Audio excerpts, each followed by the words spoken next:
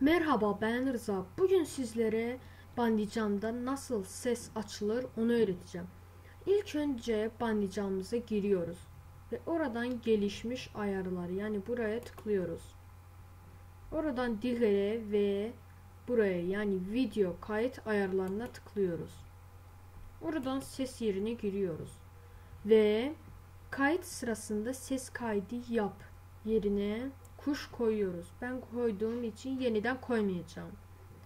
Sonra buradan üçüncü yere, yani mikrofon denilen bir yere tıklayacaksınız. Sonra tamam ve tamam. Ve böylelikle de sesim Bandicamda ses açılmış oluyor.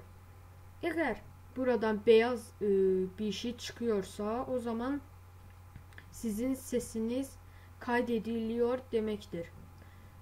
Ayrıca kanalıma abone olmayı ve bu videomu beğenmeyi unutmayın. Hoşça kalın.